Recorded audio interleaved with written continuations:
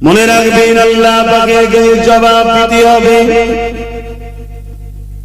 দুনিয়ায় আমি আপনি যদি মনে করি এটা আমার ব্যক্তিগত ব্যাপার, দুনিয়াদারি ব্যাপার, আমি কার সঙ্গে উঠবো, কাকে সাপোর্ট করবো, কার সঙ্গে সম্পর্ক রাখবো, এটা আমার দুনিয়াদারি ব্যাপার।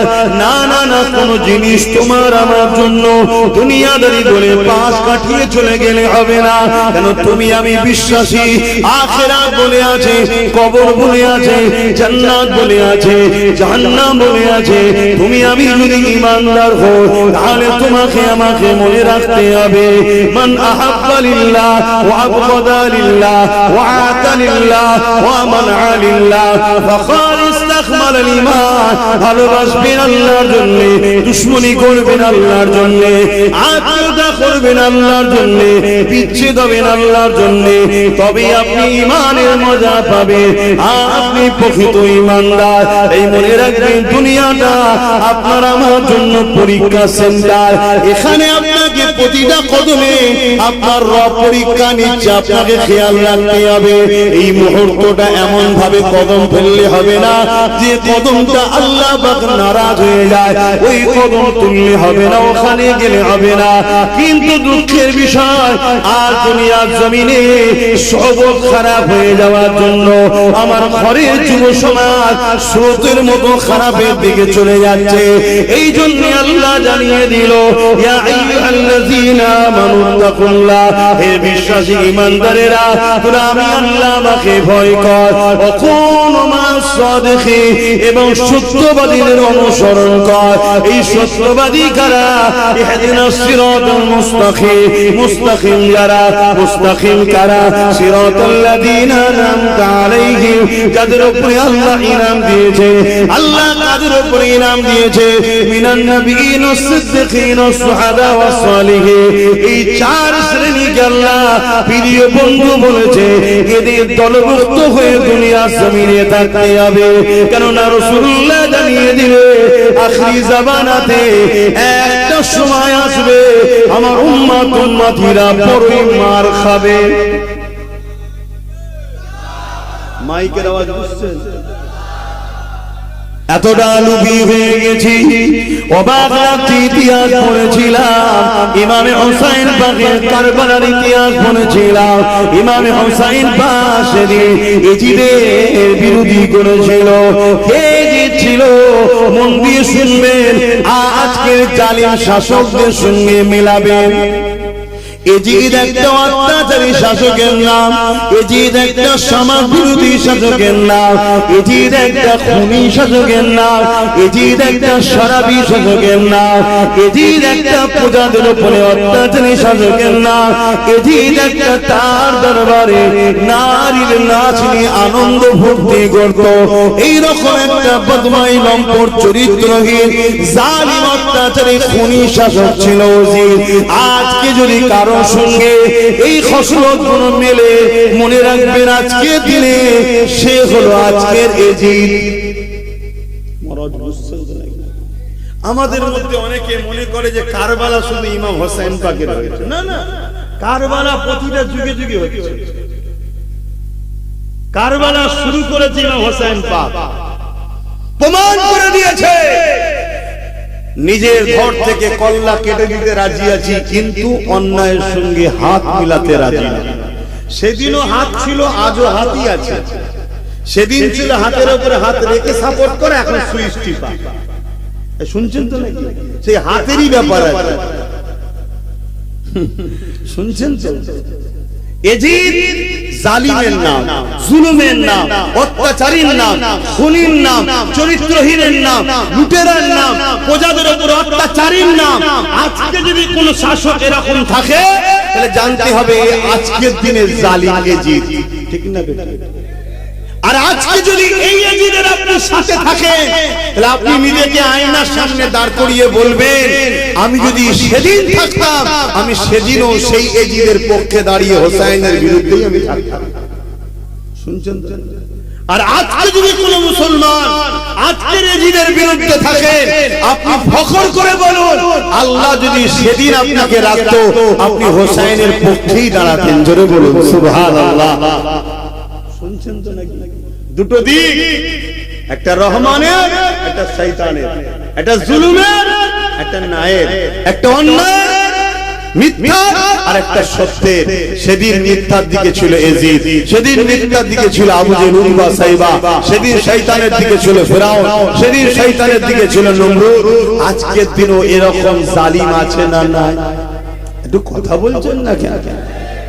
সেদিন এজিদের কাতারে 13,000 হাফেজ আলেম মুফতি ছিল, জানেন?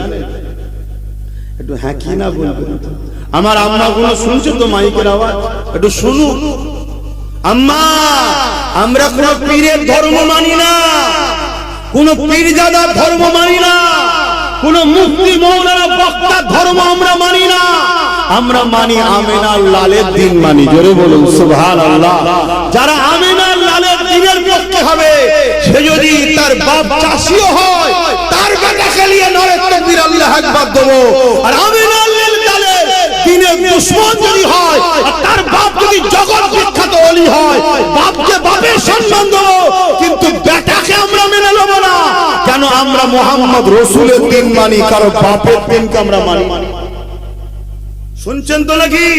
হ্যাঁ, সিস্টেম দুটো ছিল, আজও আছে। ফেরাউনের পক্ষে না বিরুদ্ধে? জোরে বলো। নমরুদের পক্ষে না বিরুদ্ধে? এজিদের পক্ষে না বিরুদ্ধে? কেন ভাই এরা কি করেছে? জুলুম, ইসলাম বিরোধী, মানবতার বিরুদ্ধে, তাই তো নাকি? আজকের কেউ যদি ফেরাউন, নমরুদ, এজিদ হয়, তার পক্ষে আপনি দাঁড়াতে পারবেন? আর যদি দাঁড়ান আর ফেরাউনের বিরোধী করেন, তো ফেরাউন তো বলবে, আরে আমি কি দোষ করলাম? তুই যার সাথে আছিস তার আর আমার মতো তো পার্থক্য নেই। সে আজকের জালিম, আমি তখনকারের জালিম। কথা শুনছেন না? শুনুন। মুনাফিককে চিনুন, মুনাফিককে বুঝুন। তাহলে আজ যদি কেউ মনে করে, ও আল্লাহ, মৌলানা সাহেব গেছে যখন, মুফতি সাহেব যখন গেছে, হুজুর সাহেব যখন গেছে, তাহলে মনে হয় এবারে হালাল হয়ে গেছে, এরকম কেউ ভাবছেন না? তার জন্য আমি একটা দলিল দিয়েছি, শোনেন। দলিল: কারবালার মাঠে একদিকে হোসাইন পাক আর একদিকে এজিদ বাহিনী। এজিদ বাহিনীর সংখ্যা 25,000 কত, আর হোসাইন পাকের মাত্র 72 জন। ইখতিলাফ আছে, 72টা, বেশিরভাগ মশহুর 72 জন। এই যে এজিদের 25,000 আছে, এই 25,000 এর মধ্যে 3,000 হাফেজ আছে, 3,000 মুফতি আছে, 7,000 আলেম রয়েছে। তরোয়াল নিয়ে এসছে হোসাইনের বিরুদ্ধে লড়বে। তাহলে 13,000 হাফেজ আলেম মুফতি হোসাইনের বিরুদ্ধে লড়তে এসেছিল, তাহলে কি এজিদ ঠিক ছিল? কথা বলছে না তো? মুফতি সাহেব রয়েছে তো, হাফেজ সাহেব রয়েছে তো, মৌলানা সাহেব রয়েছে তো, এখন তো হুজুরও আছে। হ্যাঁ, তাহলে জায়েজ হবে না? ঘাবড়ে যাবেন না, মরতে হবে। আল্লাহ আমাদের পরীক্ষা নিচ্ছে। আমাদের বাপকে আল্লাহ পরীক্ষা নিয়েছেন না নাই? সাইয়্যিদুনা ইব্রাহিম আলাইহিস সালাম হক কথা বলেছে, গরিবের পক্ষে, ন্যায়ের পক্ষে, তাওহীদের পক্ষে যখন কথা বলেছে, তখন তৎকালীন যে জালিম শাসক ছিল, নাম কি বলুন? নমরুদ। বলবেন তো? নমরুদ। নমরুদ কি করলো? ইব্রাহিম নবীকে বিশাল আগুন তৈরি করেছে, সে আগুনে ফেলতে যাচ্ছে। ফেলার সময় ইব্রাহিম নবীকে বলছে, ইব্রাহিম, তোমার এখনো সময় আছে, কেন আমার সঙ্গে ঝগড়া করছো? মানুষকে কেন আমার বিরুদ্ধে ভুল বুঝাচ্ছ? কেন মানুষকে বিগড়াচ্ছ? মানুষ আমাকে মানছে, তোমার অসুবিধা কি হচ্ছে? তোমার দরকার হয় 2-3টে এলাকা এলাও, রাজত্ব করো, মজা করো, আয়েশ করো। শুনছেন তো? এতে একটা টিকিটে বিক্রি হয়ে গেছে। আর তখন 2-3টে এলাকা, দেশ, পুরো পৃথিবীর রাজা ছিল নমরুদ। নিলাও, কেন আমার বিরোধী যাচ্ছ? আর যদি না লাও, ফেলে দেবো। এখানে কেউ আগুনে ফেলবে বলছে না, তাতেই সব আমাদের দেশে খারাপ। এই সময় আব্বা জান ইব্রাহিম আলাইহিস সালাম বলেছিলেন, হে জালিম নমরুদ, আমি আমার আল্লাহকে ভালোবাসি। আল্লাহর সৃষ্টিতে ঘরে তুই জুলুম করছিস, আল্লাহর সৃষ্টিতে ঘরে ভুল রাস্তায় নিয়ে যাচ্ছিস, আমি তাই তোর বিরোধী করছি। নমরুদ রেগে গেল। বন্ধু শুনবেন, যুবকরা, তোমাদের আব্বা হয়, প্রত্যেকটা মুসলমানের পিতা ইব্রাহিম আলাইহিস সালাম, বাপের বেটা একটু তো খসলুক থাকা দরকার। ভুল হয় জানি, আমার কি ভুল নেই? আমারও অনেক ভুল আছে, কে তা বলে দিনের সঙ্গে গাদ্দারি করবে, মানুষ জাতির সঙ্গে জুলুম করবে? খুব মন দিয়ে শোনে। তা ইব্রাহিম আলাইহিস সালামকে চরকিতে তুলেছেন, যেটা ঘুরিয়ে ফেলবে, কপিকল টাইপের একটা ঘুরিয়ে ছুঁড়ে, এত আগুনের তাপ, কাছে যেতে পারছে না, এত বিশাল আগুন উপর দিয়ে পাখি যেতে পারে না, পড়ে যাচ্ছে আগুনে। কত ভয়ানক আগুন। ইব্রাহিম আলাইহিস সালামকে চরকিতে তুলেছে, ঠিক এমন সময় জিবরাইল আলাইহিস সালাম এসে চরকি ধরে ফেলেছে, ধরে বলছে, ভাই ইব্রাহিম, তোমাকে তো আগুনে ফেলবে, কিছু হেল্প করব?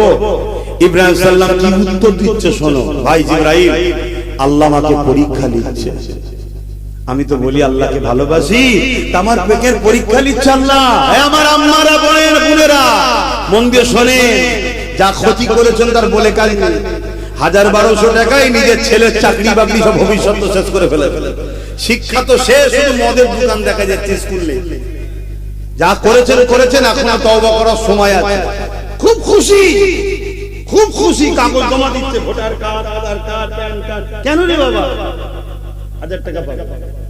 আর ওইগুলো বসে বসে বসে বসে দেখেছে, হারা এই মেয়েটার এখানে খাতুন আর ওখানে বিবি, একে ফাঁসানো যাবে, বুঝলি?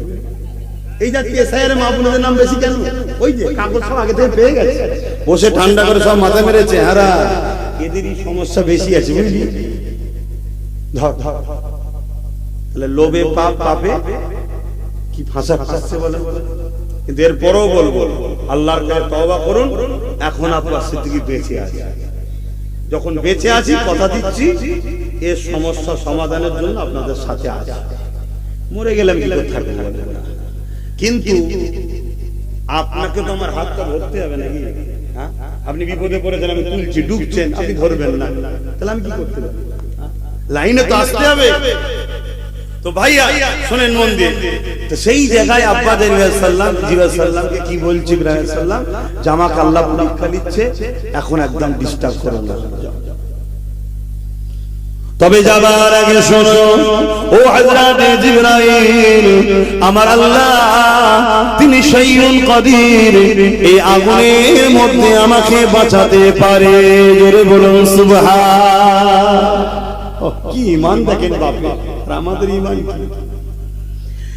এ জিবরাইল, যার আপনি ডিস্টার্ব করবেন না, আমার আল্লাহ আমাকে দেখতে পাচ্ছে।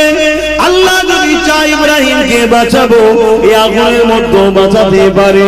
আর আল্লাহ যদি ইব্রাহিমকে পরীক্ষা নিবার জন্য আগুনে পুড়িয়ে আমাকে মেরে দেয়, শহীদ হয়ে যায়, ইন্তেকাল হয়ে যায়, আমি ইব্রাহিমের কথা শুনে যা একটা জান দিয়েছে আল্লাহ, যদি আবার ফিরিয়ে দেয়, আবার আল্লাহর জন্য পড়তে রাজি, আবার যদি ফিরিয়ে দেয়, আবার পড়তে রাজি, আবার যদি ফিরিয়ে দেয়, আবার পড়তে রাজি। এই জিবরাইল শুনে রেখে দাও, আমার আল্লাহ যদি আমাকে পরীক্ষা নেয়, আমি আল্লাহর প্রেমে একবার নয় 1000 বার পুরে প্রমাণ করে দেবো, আল্লাহ আমার কাছে আমার জানের থেকে আপনাকে বেশি ভালোবাসি। আরো জোরে বলুন সুবহান। কি পরীক্ষা! আর আজকে আমাদেরকে আল্লাহ পরীক্ষা নিচ্ছে, আমরা ফয়সালা করতে পারছি না। কেমন পরীক্ষা? একদিকে বিজেপি আর একদিকে টিএমসি। শুনছেন তো নাকি? বিজেপিও মসজিদ মাসার দুশ্মন, ইও মসজিদ মাসার দুশ্মন, ও ডাইরেক্ট ইনডাইরেক্ট। শুনছেন তো নাকি? এ বারবার বলছে আমাকে ভোট না দিলে বিজেপি চলে আসবে, আর বিজেপি বলছে আমাকে ভোট না দিলে মোল্লারা দেশ দখল করবে। এদের দুজনের সেটিংটা দেখেছেন? বিজেপি হিন্দু ভাইদের কাছে বলছে আমাকে ভোটটা না দিলে মোল্লারা দখল করে নেবে, পাকিস্তান এসে যাবে। আর টিএমসি মুসলমান পাড়ায় গিয়ে বলছে কি, ভোট ভাগাভাগি করলে আমাকে না দিলে বিজেপি চলে যাবে। অথচ দুজনই দেশের গাদ্দার, দুজনই দেশকে শেষ করে দিচ্ছে। না হিন্দুরা নিরাপদে আছে, না মুসলমানরা ভালো আছে, না দেশ উন্নতি হচ্ছে, না মুসলমান হিন্দু কারো বিকাশ হচ্ছে। কিন্তু দুজনে কেমন গেম প্ল্যান। তো যাক, আমার হিন্দু ভাইরা কি ফয়সালা দেবে সেটা তাদের স্বাধীনতা, কিন্তু আমার কমকে একজন ধর্মগুরু হিসেবে বুঝাতে পারি তো নাকি? এটা জনসভা না, জনসভা হলে হিন্দু মুসলমান সবাইকে বুঝাতাম, এটা ধর্মসভা। তো এখন আমার মুসলমানকে শুধু বলবো, কেন হুজুর হিসেবে এসেছি, নেতা হিসাবে না। যদি বলেন হুজুর তাহলে রাজনীতির কথা বলছেন কেন? হুজুরেরই কাজ তার মুরিদদেরকে রাজনীতি শেখানো। কেন রাজনীতি করা হালাল, দুর্নীতি করা হারাম। যদি রাজনীতির নামে দুর্নীতি হয়, শোষণ নীতি হয়, আমার মুরিদগুলো জাহান্নামে চলে যাবে। মানে ভাই বাবার কথা বলছি রে বাবা, দাদা হুজুর আমার কওমের মানুষ, আমার নবীর উম্মত। রাজনীতি কাকে বলে, দুর্নীতি কাকে বলে, এটা শিখাবে কারা? হুজুররা, মুলি সাহেবরাই শিখাবে তো, তাই তো নাকি? না হয় রাজনীতির নামে রাজনীতি করতে গেছে, ঝান্ডা হাতে ধরিয়ে দিয়েছে, দিয়ে বলছে ধর্ম যার যার উৎসব সভা, ধর্ম যার যার উৎসব সভা। আজকে আবার দেখছিলাম, কই গো মৌলানা সাহেব, ওঠো নমস্কার করো, দেখলেন না?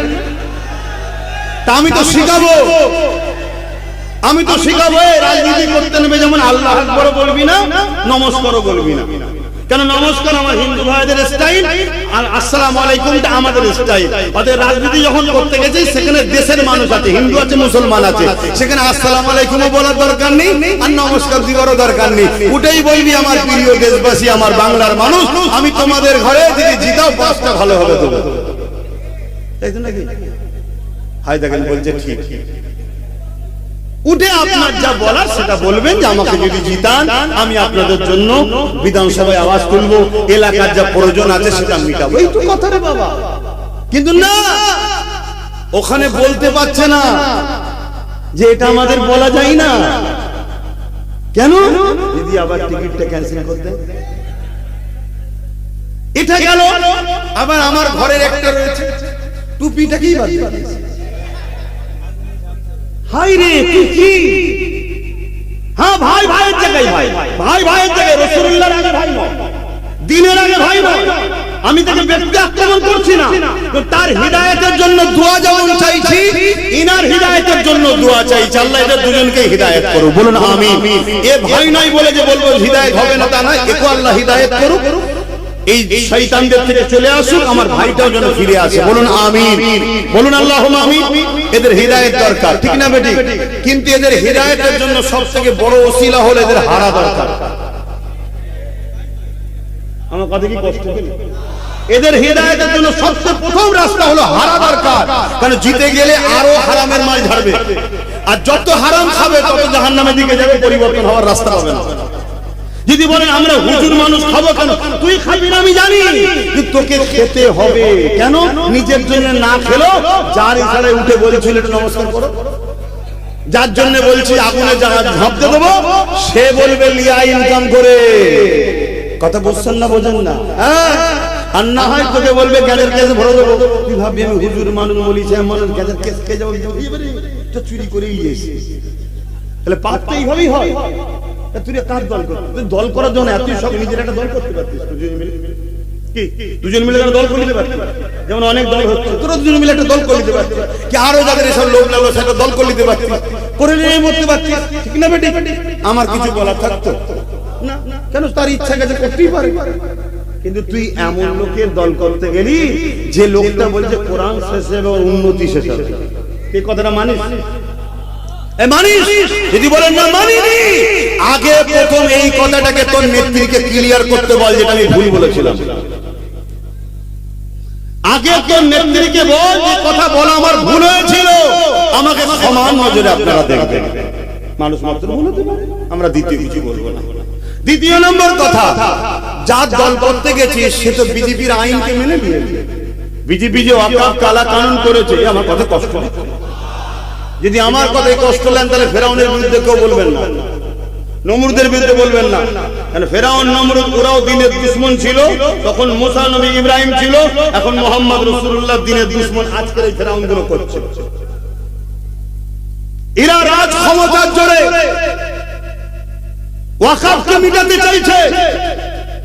কেন্দ্র সরকার ওয়াকফ কালা কানুন করেছে, রাজ্য সরকার সে আইন মেনে নিয়েছে না লাইন? রাজ্য সরকার দুর্গাপুরে বুলডোজার দিয়ে মাদ্রাসা ভেঙেছে না ভাঙবে? নদিয়াতে ঈদগাহ দখল করেছে না করেনি? এই রাজ্যে ওয়াকফের জায়গার উপরে বিজেপির পার্টি অফিস আছে, যদি রাজ্য সরকারের পুলিশ চাইতো বাড়াবে।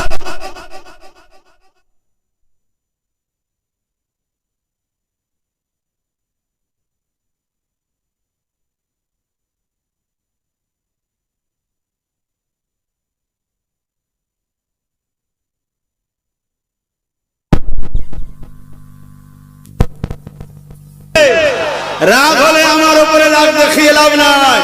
তুমি যদি তোমার দাদা দিদির দলকে ভালোবাসো আর তার বিরুদ্ধে বললে যদি তোমার রাগ হয়, তাহলে আমি আমার কোরআনকে ভালোবাসি, আমার কোরআনের বিরুদ্ধে যে বলবে তার উপরে রাগ হবে।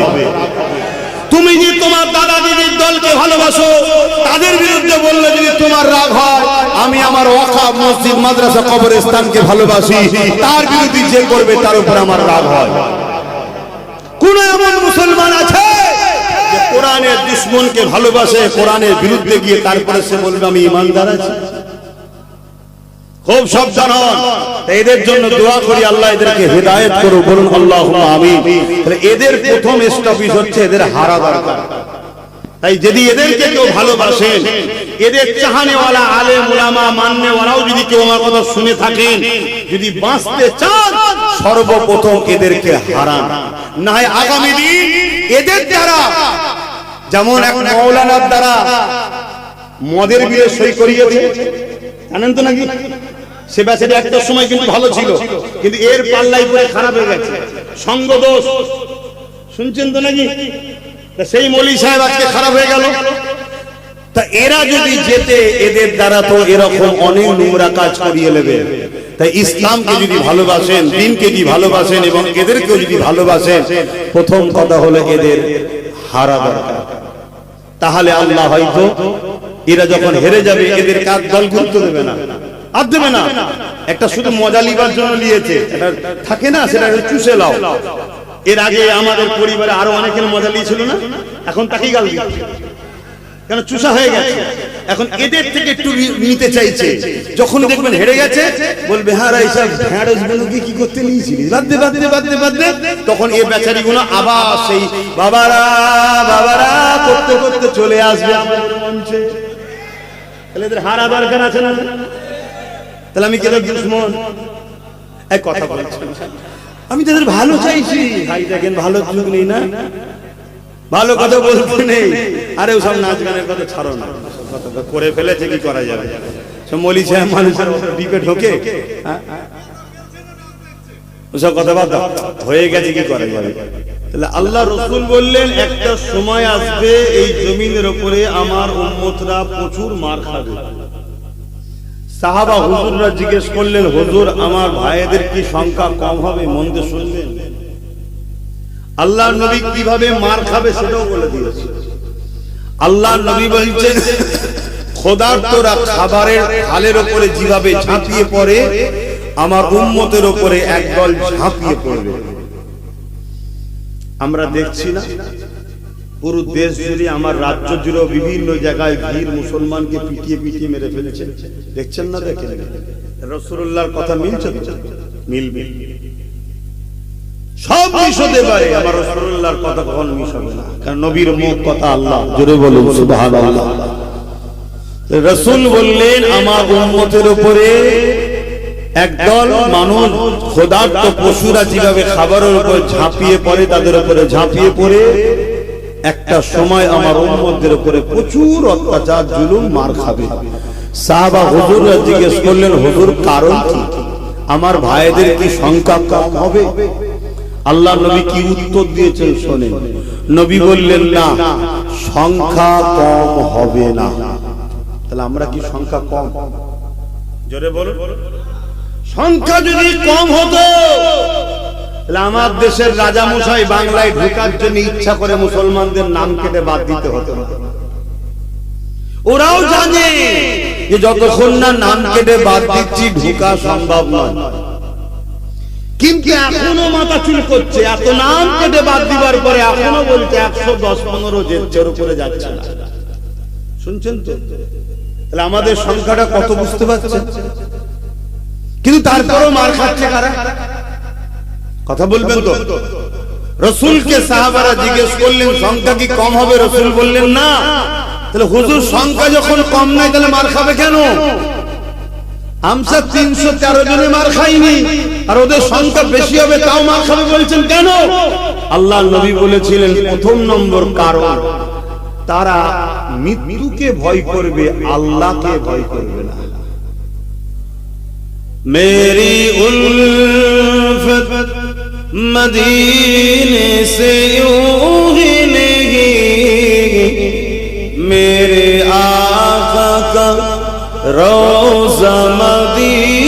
میں ہے میں مدینے کی جانب نہ کیسے کھینچوں میں مدینے کی جانب نہ کیسے کھینچوں میرا دین دنیا مدینے میں ہے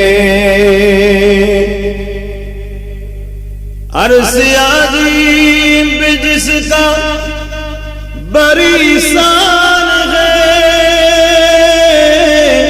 روضہ مصطفیٰ جس کی پہچان ہے روضہ مصطفیٰ جس کی پہچان ہے جس کا ہم پلہ کوئی معلّہ نہیں جس کا ہم پلہ کوئی محلہ نہیں ایک ایسی محلہ مدینے میں ہے اللہم صلی علی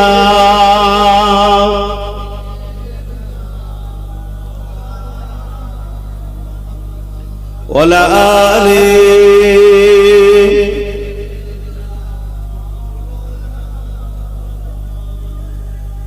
یہ شہر مصطفیٰ ہے مدینہ کریم ہے سب کو نبھا رہا ہے مدینہ کریم ہے شہر مصطفیٰ ہے مدینہ کریم ہے سب کو نبھا رہا ہے مدینہ کریم ہے کیوں نہ ایک کریم ہے کیوں نہ ایک کریم ہے آقا کریم ہے میری الفت مدینے سے یوں ہی نہیں میرے آقا کا روضہ مدینے میں ہے میں مدینے کی جانب نہ میرا دین دنیا مدینے میں ہے اللہم صلی علی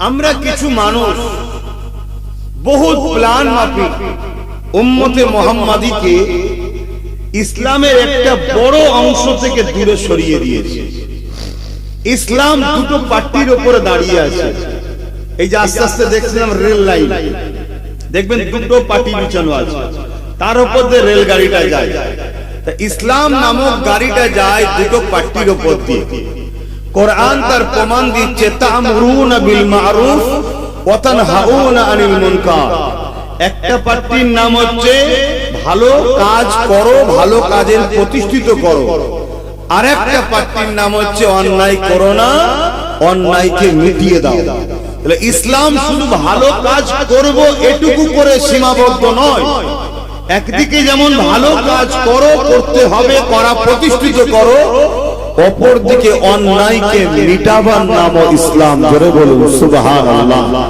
কিন্তু আজ আমাদেরকে বড় ছলে বলে কলে কৌশলে ব্রিটিশ পিরিয়ড থেকে ভারতবর্ষে দেখে আসছি অন্যান্য দেশে আরো শুরু হয়েছে ভারতবর্ষে ব্রিটিশ পিরিয়ড থেকে দেখে আসছি একদল উলামাদের দ্বারা বন্ধু কথাগুলো শুনবেন একদল উলামাদের দ্বারা ব্রিটিশ অর্থ ফান্ডিং করে তাদের দ্বারা মুসলিম উম্মাহকে শুধু নামাজ রোজা দাড়ি টুপি হজ দুআ দরুদ মসজিদ মাদ্রাসা এইটুকুর নাম ইসলাম এর মধ্যে সীমাবদ্ধ করে দিয়েছে এটা একটা প্ল্যান যাতে করে মুসলিম সমাজ প্রতিবাদী মেন্টালিটি যেন ভুলে যায় জুলুমের বিরুদ্ধে মেন্টালিটি যেন ভুলে যায় এদের যেন প্যারালাইসিস রোগী টাইপের হয়ে থাকে বেঁচে থাকবে একটা জ্যান্ত লাশ টাইমে টাইমে শুধু খাবার টাইমে কিছু খাইয়ে দেবে গাল হাত করে খেয়ে নেবে পড়ে থাকবে এই ধরনের একটা সমাজের বুকে ইসলামের অনুসারীদের ঘরে বড় প্ল্যান মাফিক আমাদের ঘরে বানিয়েছে তথাকথিত, সবাই নয়, তথাকথিত ব্রিটিশদের অর্থে পরিচালিত একদল উলামা, দাবিদার, মুনাফিক মুসলমান। আজও সেই ধারাবাহিকতা কিন্তু চলে আসছে। কেন? একটা কথাই আছে, মুসলিম হলো বীরের জাত। এরা যদি কখনো খেপেছে, কত বড় বড় সাম্রাজ্য, পারস্য, রোম, কেসরা, কাইসার, হিটলার, চিঙ্গিস খান, হতভাগা আকবর, ব্রিটিশ, সব হুকুমত তখনই শেষ হয়েছে যখন এজাজ জেগেছে। আর এজাজ যখন ঘুমিয়েছে তখন পকেট মাররাও নিজেকে হিরো বানিয়ে সমাজে ঘুরে বেরিয়েছে। এজন্য এজাজকে সর্বসময় ট্রেনিং দাও মসজিদের কথা, মাদ্রাসার কথা, রোজার কথা, দাড়ি রাখো, টুপি পরো, হজ করো, এগুলো করো। কিন্তু আমরা ভুলে গেছি এখনো ইসলামের মধ্যে আছে, অস্বীকার করছি না, কিন্তু এখনো ব্যক্তি জীবনের জন্য। নামাজ ব্যক্তি জীবনের কল্যাণ, রোজা ব্যক্তি জীবনের কল্যাণ, দাড়ি ব্যক্তিগত সুন্নাত, টুপি ব্যক্তি জীবনের সুন্নাত, হজ ব্যক্তি জীবনের কামিয়াবি। কিন্তু ইসলাম শুধু ব্যক্তি জীবন নিয়ে নয়, ইসলাম সামাজিক জীবন, সমস্ত জীবন ইসলাম শিক্ষা দিয়েছে। তাই সমাজ জীবনের জন্য নামাজ রোজার অনেক আগে আমাদের নবী নবুয়াতের 11 বছর পর মেরাজে গেছে। কত বছর পর মনে থাকবে? নবুয়াত ঘোষণার কত বছর পর? 11 বছর পর মেরাজে গেছে। সেখান থেকে নামাজ রোজা এনেছে। তার আগে নামাজ রোজা উম্মতে মুহাম্মাদির ফরজ ছিল না। খুব ভালো করে শুনবেন। তাই 11টা বছর ধরে রাসূলুল্লাহ কি করেছে? এই 11টা বছর ধরে রাসূলুল্লাহ যেটা করেছে ওই পাঠটা আমাদেরকে ভুলিয়ে দেওয়া হয়েছে। এর পিছনে বিরাট বড় চক্রান্ত ইসলাম বিদ্বেষীদের আছে। আমাদেরকে বদর ভুলানো হয়েছে, উহুদ ভুলানো হয়েছে, খন্দক ভুলানো হয়েছে, খাইবার ভুলানো হয়েছে। আমাদেরকে রোম হুকুমতের বিরুদ্ধে, পারস্য হুকুমতের বিরুদ্ধে, নাজ্জাসীর বিরুদ্ধে, এমনকি আবু জেহেল, উতবা, সাইব, আবু লাহাব, প্রত্যেকটা স্বৈরাচারী, অত্যাচারী, জালিম শাসকের বিরুদ্ধে মুহাম্মদ আরবি সাল্লাল্লাহু আলাইহি ওয়াসাল্লামের যে সংগ্রাম, যে লড়াই, গরীব, দুঃখী, ইতিম, বিধবা, মজলুমদের পক্ষে দাঁড়িয়ে এই লড়াইটাকে ইসলামের অনুসারীদের ঘরে ভুলিয়ে দেওয়া হয়েছে। শুনছেন? নামাজ পড়া তো অনেক সহজ কাজ রে বাবা। একটা মজলুমের পক্ষে দাঁড়িয়ে জালিম সন্ত্রাসের বিরুদ্ধে লড়াই করে একটা অসহায় গরীব দুঃখীর অধিকারকে পাইয়ে দেওয়া, এটা নামাজের থেকে অনেক কষ্টের কাজ এবং আল্লাহর দরবারে এর ফজিলত অনেক বেশি। জোরে বলুন সুবহানাল্লাহ। কিয়ামতের দিনে দুনিয়ায় যদি কোনো অসহায়কে কেউ আশ্রয় দেয়, কিয়ামতের দিনে আমার আল্লাহর রহমত তাকে আশ্রয় দিয়ে জান্নাতে নিয়ে যাবে। জোরে বলুন সুবহানাল্লাহ। এই পাঠটা আমাদেরকে ভুলিয়ে দেওয়া হয়েছে। খুব ভালো করে বোঝেন, যত নবীরা এসেছেন দুটো কাজ করেছেন। কটা কাজ? দুটো। অন্যায়কে মিটিয়েছেন, ন্যায়কে প্রতিষ্ঠিত করেছেন। আমাদের নবী, যত নবী এসেছে সব নবীদের নবী, তিনিও দুটো কাজ করেছেন। অন্যায়কে মিটিয়েছেন, ন্যায়কে প্রতিষ্ঠিত করেছেন। আর আমার নবী যখন জালিমদের বিরুদ্ধে লড়ছে, যে সকল মুসলিমদের হয়ে, যেসব গরিবদের হয়ে, যেসব অসহায়দের হয়ে, যেসব মানুষদের হয়ে, তারা কিন্তু কেউ এক আল্লাহ মাননেওয়ালা ছিল না। খুব ভালো করে ওয়াজটাকে বুঝুন। যাদের হয়ে নবী লড়ছে, আবু জেহেলের বিরুদ্ধে, উতবার বিরুদ্ধে, সাইবার বিরুদ্ধে, রোম পারস্যের বিরুদ্ধে, তারা কেউ একজন কিন্তু এক আল্লাহ মাননেওয়ালা মুসলমান ছিল না। তাদের গলায় হয় উজ্জা, নাই লাত, নাই হুবল, সব দেবদেবীর ফটো ছিল। শুনছেন? তাদের হয়ে রাসূলুল্লাহ লড়ছে। কেন? এরা মানুষ। এরা কে? মানুষ। আদর্শ দেখুন আমার রাসূলের। তাদের হয়ে যখন রাসূলুল্লাহ লড়ছে, তাদেরকে জুলুমের হাত থেকে মুক্ত করলো, সন্ত্রাসের হাত থেকে আজাদ দিল, দাসত্বের হাত থেকে মুক্তি দিল। তাদেরকে যখন স্বাধীন সভ্য সাম্য সমাজের মেসেজ রাসূলুল্লাহ দিল, তখন তারা দলে দলে দলে দলে আমার রাসূলের উপরে আরো ফিদা হলো, দিওয়ানা হলো। তাদের ঘরে রাসূল বলল, দেখো আমি এসেছি তোমাদের জন্য প্রফেট হয়ে, আওতার হয়ে, রাসূল হয়ে। তারা রাসূলুল্লাহ সব কথা মেনে নিয়ে মুহাম্মদ রাসূলের সাহাবা হয়ে গেলেন। জোরে বলুন সুবহানাল্লাহ, আরো জোরে বলে। দাড়ি দেখিয়ে, টুপি দেখিয়ে, নামাজ দেখিয়ে, রোজা দেখিয়ে মানুষকে কিন্তু দিনের দিকে আনে না। শুনছেন, দিনে আসার পরে এগুলো দিয়েছে।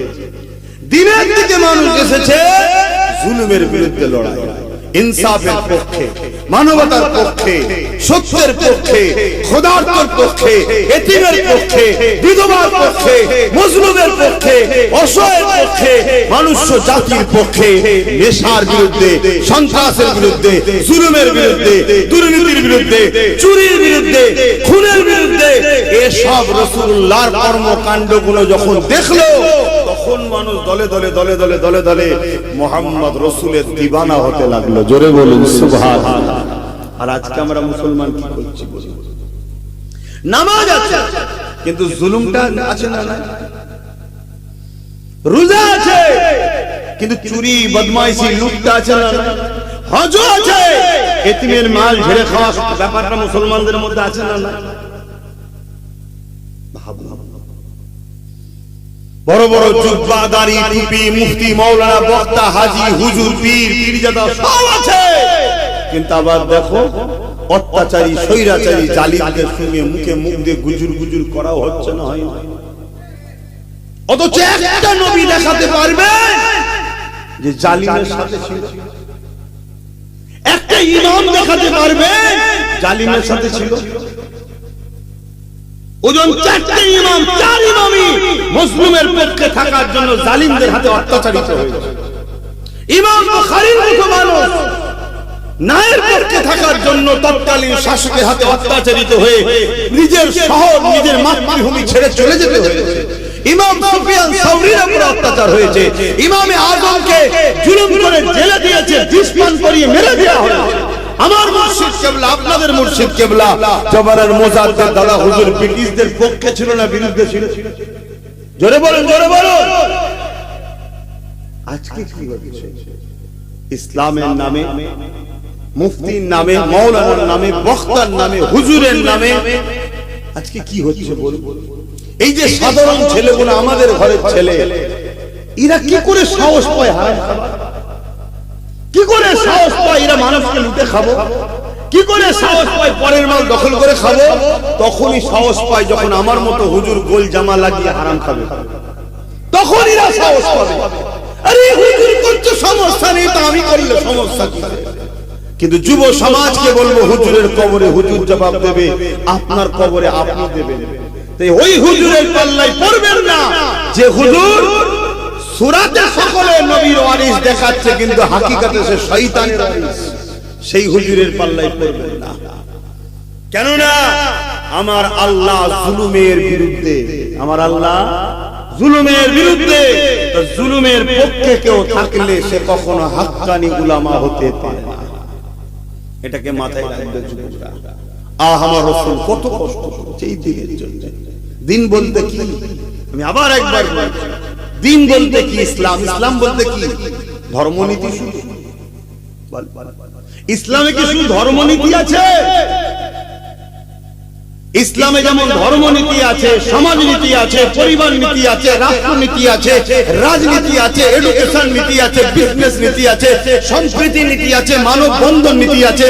হিন্দু, আদিবাসী, দাউদাল, বাগদি, খ্রিস্টান সবার সঙ্গে মিশতে হবে। কিভাবে মিশতে হবে ওই পলিসিটা আমার রাসূল শিখিয়েছেন না শিখাই না? তাহলে সব নীতি ইসলামে আছে। তাই তো আল্লাহ কোরআনে বললেন, লাকাদ কানা লাকুম ফি রাসূলিল্লাহি উসওয়াতুন হাসানা। সবথেকে উত্তম মডেল করেছি মুহাম্মদ রাসূলকে, তিনাকে ফলো করো। ধর্মনীতি রাসূল থেকে নাও, সমাজনীতি রাসূল থেকে নাও, রাজনীতি রাসূল থেকে নাও, রাষ্ট্রনীতি রাসূল থেকে নাও, এডুকেশন নীতি রাসূল থেকে নাও। নবী বাদ দিয়ে অন্য কারো থেকে উম্মতে মুহাম্মাদি আমাদের লিয়া চলবে না। বাকি কে কি করছে আমার দেখা দরকার নেই, বাকি কে কি করছে আমার দেখা দরকার নেই।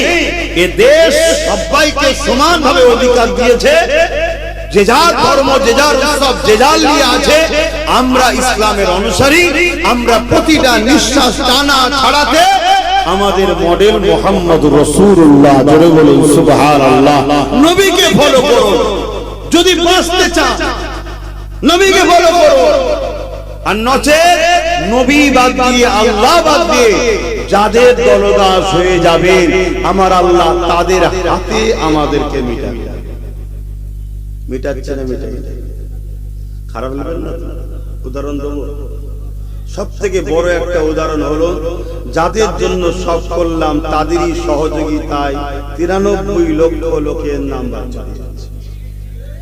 দেখো খোদার মাল দেখেছেন, যাদেরকে আমরা আল্লাহ রাসূলের থেকে বেশি প্রাধান্য দিয়েছি। যদি আল্লাহ রাসূলকে প্রাধান্য বেশি দিতাম, তাহলে তাদের সঙ্গে থাকলেও তাদের কথাতে জুলুম কমসে কম করতাম না, তাদের কথাতে লুটতাম না, তাদের কথাতে অত্যাচার করতাম না, তাদের কথাতে মানুষের উপরে ঘৃণা পোষণ করতাম না, তাদের কথাতে কমসে কম যখন ইসলাম বিরোধী কোনো কথা বেরোবে তাদের সঙ্গে আর দলটা করতাম না। কিন্তু আমরা আল্লাহ রাসূলের থেকে বেশি প্রাধান্য দিয়ে ফেলেছি। তাই দেখুন তাদের হাতেই আল্লাহ আমাদেরকে মিটাচ্ছে। এখনো সময় আছে, বোঝার চেষ্টা করে, ভাবতে হবে। শুধু এক কান দিয়ে শুনবেন আর এক কান দিয়ে বার করে দেবেন হবে না। ভাবার জিনিস। রাসূলুল্লাহ ওয়াজ করেছে, আবু জেহেল শুনেছে, উতবাও শুনেছে, কিন্তু হেদায়েত আবু বকর সিদ্দিক শুনে হয়েছে, এরা কিন্তু হয়নি।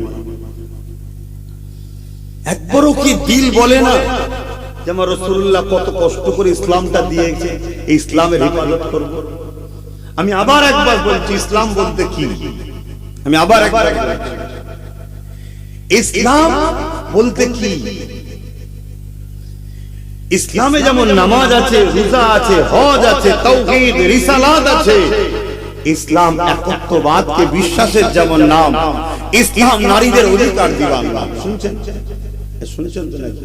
১৫০০ বছর আগে আমার রাসূলুল্লাহ এসে যখন দেখলেন নারীদেরকে জ্যান্ত জ্যান্ত পুঁতে দেওয়া হচ্ছে, তখন নারীদেরকে এই পুতার হাত থেকে বাঁচাবার জন্য রাসূল যে সংগ্রাম করেছে, এই সংগ্রামটা আমাদেরও করতে হবে না? রাসূলুল্লাহ নারীদেরকে জ্যান্ত পুতার হাত থেকে বাঁচিয়েছে না বাঁচায়নি? রেপ, জুলুম, অত্যাচার বন্ধ করেছে না করেনি? এটাও তো ইসলাম। কিন্তু আমরা তাদের হাত থেকে বাঁচানো তো দূরের কথা, আমরা দেখতে পাচ্ছি এই বাংলায় এমনও লোক আছে যারা প্রকাশ্য বলে বেড়াচ্ছে যে ইসলামে নাকি রেপ করা ভালো কাজ। বললেন না নাউজুবিল্লাহ? আচ্ছা, এই কথাটা সোশ্যাল মিডিয়া চতুর্দিকে যাবে না যাবে না? এর কোন প্রোটেস্ট হয়েছে? ওই লোকটা যে বলেছে ইসলামে রেপ করা ভালো কাজ, সে লোকটা এক তো সংবিধান বিরোধী বলেছে, সাম্প্রদায়িক কথা বলেছে, দাঙ্গা লাগাবার কথা বলেছে, জাতিকে একটা বিশেষ সম্প্রদায়কে টার্গেট করে ঘৃণা পোষণ বাকি মানুষের কাছে জন্মাবার জন্য মিথ্যাচার করেছে। এরপরও তার কোন শাস্তি হয়েছে? কেন হয়নি? সে কি তাহলে বলেছে? তাহলে শাস্তি হলো না কেন? কেউ একজন একটা ফটো তোলার শখ একটা লোকের আছে ভাই, অনেক জায়গায় যে ফটো নেবে, কেউ এমন একজন আছে ফটো নিবার শখে কোন জায়গায় লাস্টে গিয়ে উঠে একটু বড় বড় কথা বলে দিয়েছে, তাকে পুলিশ ধরে নিয়ে গেছে, বলছে একদম মেন মাকড়াকে ধরে ফেলেছে। কেন? সে নাকি উস্কানিমূলক কথা বলেছে। একে যদি উস্কানিমূলক কথা বলার জন্য যদি টার্গেট করা হয়, তাহলে এত বড় একটা কথা বললো ইসলামে নাকি রেপ করা ভালো কাজ, তার বিষয়ে এত কেস হওয়ার পরও তাকে কিন্তু ধরেছে কি? তাহলে ভাই বোনের মিলটা কেমন দেখছেন? চলে আসুন, যে ধর্ম হিংসা আর অহংকারকে আল হাসাদু ইয়াকুল হাসানাতু কামা তাকুলুন নারুল হাতাবা, রাসূল বলছে অহংকার আর হিংসা এত খারাপ জিনিস, মানুষের নেক আমলকে কাঠ যেমন পুড়ে পুড়ে খেয়ে শেষ করে দেয়, মানুষের নেক আমলকে পুড়ে শেষ করে দেবে। অহংকার হিংসা ইসলামে কোনো জায়গা নাই। সেই ইসলামের কোরআনের সূরা তাওবার 5 নম্বর আয়াতে নাকি হিংসা ছড়াচ্ছে এরকম একটা কথা বলল, তাকে কি অ্যারেস্ট করেছে? কথা শুনছেন? তাহলে ভাবুন, অথচ সেই ইসলাম মের পক্ষে যদি কেউ কথা বলে তাকে কিন্তু টার্গেট করা হবে, তাকে কিন্তু হ্যারাসমেন্ট করা হবে। কেউ গরিবের পক্ষে আওয়াজ তুললে তাকে কিন্তু টার্গেট করা হবে। তা আমি আবার একবার বলছি, পিপাসিত মানুষের পিপাসা মিটাবার নাম ইসলাম, ক্ষুধার্ত মানুষকে খানা খাওয়াবার নাম ইসলাম, অন্নহীনকে অন্ন দিবার নাম ইসলাম, বস্ত্রহীনকে বস্ত্র দিবার নাম ইসলাম, বাসস্থানহীনকে বাসস্থান করে দিবার ব্যবস্থা করার নাম ইসলাম। সে গাটের পয়সায় হোক, রাজনীতির লড়াই করে হোক, যদি সততার সাথে কোন রাজনেতা মানুষের সুখে দুঃখে সাথ দেয় আর সে যদি ঈমানদার হয়, রাসূলুল্লাহ বলেছেন ওই নেতা আরশ আজিমের ছায়া পাবে। জোরে বলুন সুবহানাল্লাহ। ইসলাম জুলুম, নেশা, অন্যায়, অত্যাচারকে মিটাবার নাম ইসলাম। আমার রাসূলের ইসলাম কি মিটে যাক আপনারা চাইছেন? তাহলে আপনারা তো জুলুমের পক্ষে, অন্যায়ের পক্ষে, নেশার পক্ষে। আপনি করেন না, কিন্তু যারা নেশা সমাজে প্রজেক্ট করছে তাদেরকে সহযোগিতা করছেন। কি বলুন, করছেন না? করেন। নবী সালাম ইয়া রাসূল সালাম ইয়া হাবিব সালাম সালাওয়াতুল্লাহ পড়িল আল্লাহ আরবানি পোহালো দুঃখে রজনী হইল জগৎ অনুরানী আমিনা নয়নের মনি নবী সালাম ইয়া রাসূল সালাম ইয়া হাবিব সালাম সালাওয়াতুল্লাহ। ছোট্ট করে একটু এক লাইনে একটু এসআইআর একটা কথা বলবো, দোয়া করে দেবো। সকলে বসেন, তাড়াতাড়ি বসেন। শোনেন শোনেন, এই যে এসআইআর এ যাদের নাম বাঁধা গেছে, শুনছেন তো, ডিলিট হয়ে গেছে, আমি তাদেরকে বলবো ভাই, এসআইআর আরো 11টা থেকে 12টা রাজ্যে হচ্ছে, শুনছেন তো? কোন রাজ্যে এরকম সমস্যা হয়নি যেটা বাংলায় হচ্ছে। বাংলাকে স্পেশাল করে টার্গেট করা হচ্ছে, আর এই টার্গেটে বিজেপি হলো প্রকাশ্য দোষী। বিজেপি কি প্রকাশ্য দোষী, আর বিজেপিকে সম্পূর্ণ সহযোগিতা করেছে এক্স মুখ্যমন্ত্রী, রাজ্য সরকার। উদাহরণস্বরূপ অন্যান্য রাজ্যে এসআইআর হচ্ছে, কোন রাজ্যে এসআইআর এর মীমাংসার দায়িত্ব নির্বাচন কমিশন কি হাত থেকে বিচারপতিদের হাতে যায় না, নির্বাচন কমিশনের হাতেই সব ছিল। প্রায় ৬০-৬৫ লক্ষ লোকের নাম এখনো বাকি আছে, তাদেরকে কাগজপত্র নিয়ে দেখা করতে বলছে। ঠিক তেমন সময় খেয়াল করে যখন সুপ্রিম কোর্টে গিয়ে কোর্ট করে নাটক করে নির্বাচন কমিশনের হাত থেকে তুলে নিয়ে বিচারপতিদের হাতে দিল। কারণ কি? নির্বাচন কমিশনার যাতে ভোটটা ঘোষণা করতে পারে। কারণ নির্বাচন কমিশনের হাতে থাকলে আমরা আন্দোলন করতে পারতাম যে আপনার নাগরিকের ভোটের সমস্যা মিটাই না, আধার কার্ডে ভোটার কার্ডে আপনি ভোট ঘোষণা করলেন তার মানে, কিন্তু তাকে দিয়ে দিল কোটা বিচারপতির হাতে।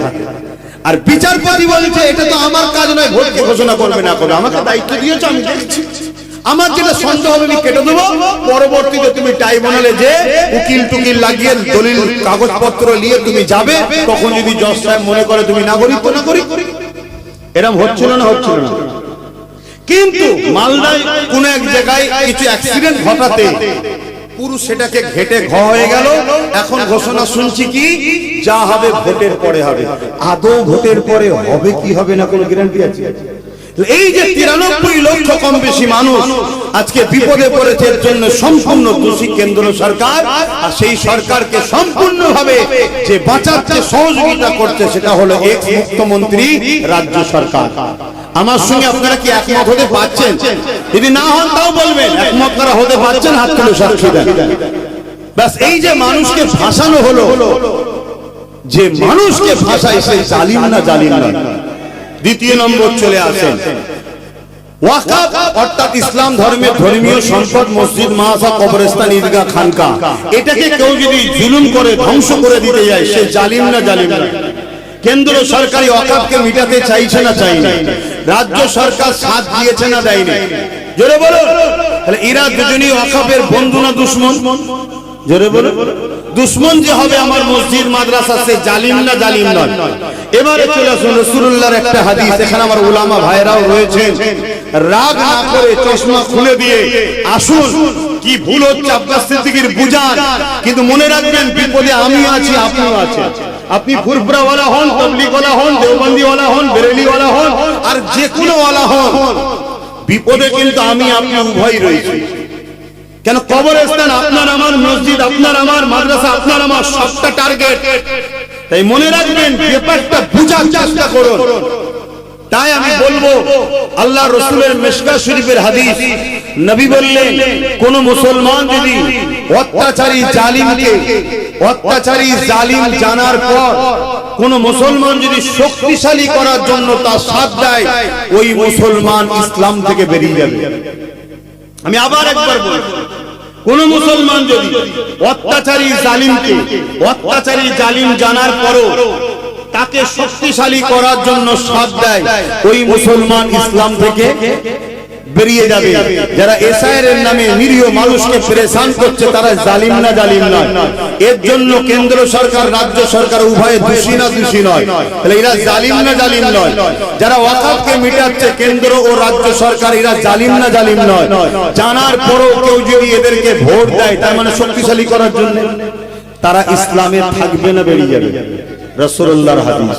আর যে বেরিয়ে যায় তার নামাজ, তার দাড়ি, তার টুপি, তার মুফতি, তার মাওলানা, তার বক্তা, তার হুজুর, আর কিছু রইল?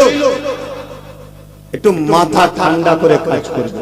রইল এবারে এই কথা, রইল বিজেপি চলে আসবে। বিজেপি আসার জন্য সব থেকে বেশি সহযোগিতা এই বাংলায় যিনি করেছেন তিনি রাজ্য সরকার।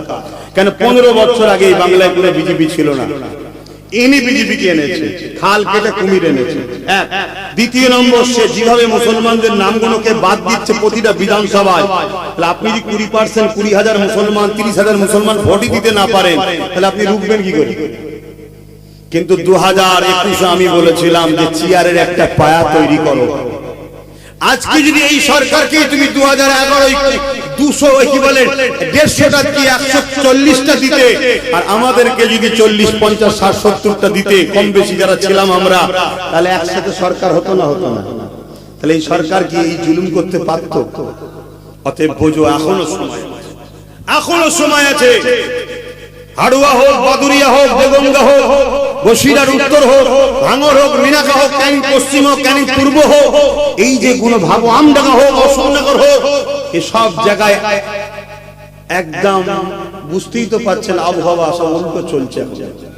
তাহলে এই জায়গায় আপনারা যারা এদিক ওদিক আছেন, আমি বলবো এদিক ওদিক না করে কমসে কম ভাবেন যদি আমাদের হাতে 15-20টা থাকে তাহলে লড়াই করার একটা জায়গা থাকবে। একটা ছেলে যদি এতটা লড়াই করতে পারে, এইটা একটু মাথায় রাখার জন্য আপনাদেরকে বলার অধিকার আছে না?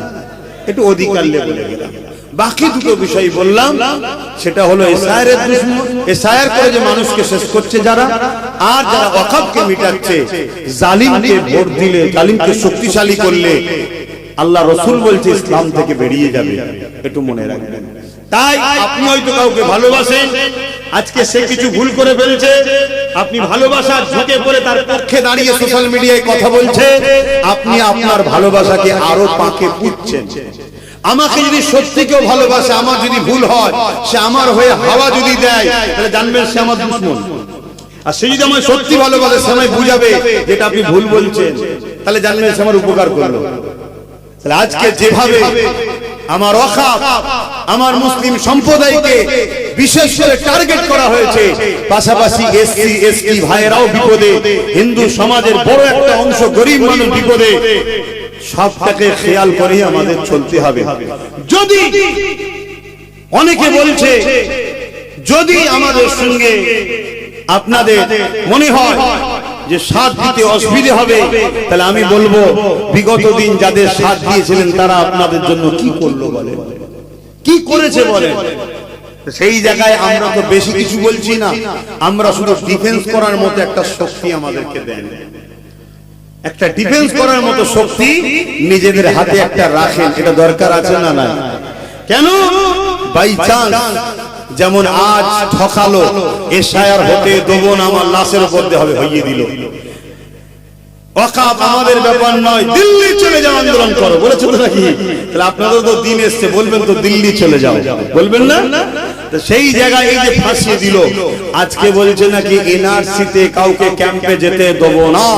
তো এ যা না বলে সব হ্যাঁ হয়, তাহলে কালকে আপনার হয়ে লড়বে কে? যদি সেই জায়গায় যদি আপনার পাশে নবী বংশের আওলাদ, দাদা পীরের আওলাদ, নওশাদ ও তার সাথে 15-20টা যদি থাকে, লড়াই করার একটু হলেও তো লোক পাবেন নাকি? একটু মাথায় রাখবেন। এটুকু বললাম, কেন খারাপ দিলেন? যে আমি আমার বাপ, আমার মা, আমার ভাই, আমার বোনকে তো বুঝাবো নাকি যে খবরদার রাজনীতি করতে গিয়ে যেন ঈমান হারানা হয়ে যায়। কেন এমন লোককে সাথ দেবেন না যে আপনার দিনের ক্ষতি করছে। হ্যাঁ, আমার কাছে দুটো অপশন এসছে, একটা মুসলমান, একটা হিন্দু। মুসলমান সুরাতে কিন্তু দিনের দুশ্মনের সঙ্গে হাত মিলিয়েছে, অমুসলিম কিন্তু দিনের দুশ্মন নয়, আমাদেরই লোকের সাথে হাত মিলিয়েছে। আমার কাছে এ অমুসলিম কোন জাত দেখবো না, এ আমার মসজিদের যদি উপকার নাও করে, ক্ষতি যখন করেন এর সাথ আমি দেবো। ও মুসলিম সেজে মসজিদের যখন ক্ষতি করছে ওর সাথ আমি দিতে পারবো না। কথা কিছু মাথায় ঢুকছে? কারণ রাজনীতি আমি চাই না আমার মসজিদ নেতারা করে দিক, আমার মাদ্রাসা নেতারা করে দিক, ওর জন্য আমরা আছি না নাই। কিন্তু আমি এটা চাই আমার মসজিদ মাদ্রাসার ক্ষতি যেন করো না, তাই তো নাকি? তুমি রাজনীতি করছো, রাজনীতি করবে যাও, মানুষের রুজি রুটি শিক্ষা স্বাস্থ্যের কথা ভাবো, আমার মসজিদের তোমাকে ভাবতে হবে না, বিরোধীও করতে হবে। কিন্তু তুমি তো ভাবলে না, উপরন্ত নিউ টাউনে আমার জায়গায় আমি মসজিদ করছি, তুমি করতে দিলে না এখনো, আর তুমি রাজকোষের টাকা দিয়ে সেখানে ধর্মস্থান তৈরি করছো। এটা কি তুমি ঠিক করছো? তাহলে বলো, তাহলে আজকে আমাদেরকে কোণঠাসা করা হচ্ছে কোন পাওয়ারে? রাজ পাওয়ারে। তাহলে আমাদেরও রাজ পাওয়ার হাতের দরকার আছে না?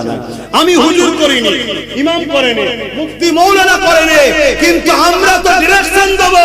এই যুব সমাজ না, আমি পিছনে আছি না, না যেমন দরগারিপুরি হুজুর তোমার দেওয়াঙ্গা থেকে দাঁড়িয়েছিল, দাদা হুজুরের খলিফা ছিলেন, কথা বুঝে আসছে? দরগাপুরি হুজুর দাঁড়িয়েছিলেন, দাদা হুজুরের খলিফা সম্ভবত নাকি ছিলেন। হ্যাঁ, তিনাকে দাদা হুজুর বাবা মুরিদদের ঘরে বলেছিলেন, বাবা একটু খেয়াল করো। এই তো কথা, দাদা হুজুর করেন কিন্তু তার তো খলিফা দাঁড়িয়েছে, তা আমি করবো না, আমার যুব সমাজ দাঁড়াবে। কথা বুঝে আসছে? আমার ভাইকে ডাইরেক্ট দিয়ে দিয়েছি, যা তুই যা। কেন? আমি একটা অন্য জগতে চলে গেছি, তুই যা। কথা বুঝে আসছে না? নাই মনে রাখবেন, আমাদের হাতে যার উপরে পাকড় থাকবে, যাকে আমরা ধরতে পারবো, যদি কোনো উপকার হয়, কোনো অসুবিধে হয়, তার দ্বারা আমি তো করিয়ে দিতে পারবো, ঠিক তো নাকি? আজকে কোনো লোক বিপদে পড়ে গেলে আমার কাছে আসলে, নওশাদ যদি নাও পাই, আমি সঙ্গে সঙ্গে ফোন করে বলি, এই সমস্যাটা হয়েছে, দেখে দিবি তো? ও সঙ্গে সঙ্গে দেখে দেয়। তাহলে এইগুলো আপনারা বুঝবেন। আপনাদের এলাকায় আশপাশে, এটা কি এলাকা? হাড়ুয়া, দেগঙ্গা, এই যে দেগঙ্গা, হাড়ুয়া, বসিরহাট, উত্তর, এইসব এলাকায় যদি আমার ভালোবাসার মানুষ যারা, যাদের উপর আমার কথা চলবে, তাহলে কিছু হলে আমি তাদের উপরে করিয়ে দিতে পারবো। এগুলো মাথায় রাখবেন। তো যা আগামী দিন হয়তো এই নাগরিকত্ব পেতে গেলে কি লড়াই হবে না হবে, সেই লড়াই তো করতে হবে। কেন 93 লক্ষ লোক তো চারটিখানি ব্যাপার না। আমি আগেও ছিলাম, আজও আছি, লড়াই যত বড় হোক করতে হবে। কিন্তু মনে করি প্রশাসন আমাদের সামনে বাধা হয়ে দাঁড়াবে, তাই তো নাকি? তো প্রশাসন যাদের কথা শুনবে, সেরকম কিছু লোক যদি আমাদের হাতে থাকে, তাহলে লড়াইটা একটু জোর হবে। এটা ভাবার যদি হয় ভাববেন, না ভাবার হয় আমি কি করতে পারি। সংক্ষেপ সময় অনেক কিছু বললাম, আবার একবার বলি, যাদেরকে আমরা ভালোবাসি তারা ভুল পথে চলে যাচ্ছে, আল্লাহ তাদেরকে হেদায়েত করুক, বলুন আল্লাহুম্মা আমিন। তাদেরকে যদি ফিরাতে চাই, সবচেয়ে বড় বিষয় হারা দরকার, আল্লাহুম্মা আমিন। আয় আল্লাহ, এই সংক্ষেপ সময় দিনের স্বার্থে, দিনের পক্ষে এবং দিনকে যারা ক্ষতি করছে তাদের থেকে দূরে থাকার লক্ষ্যে কিছু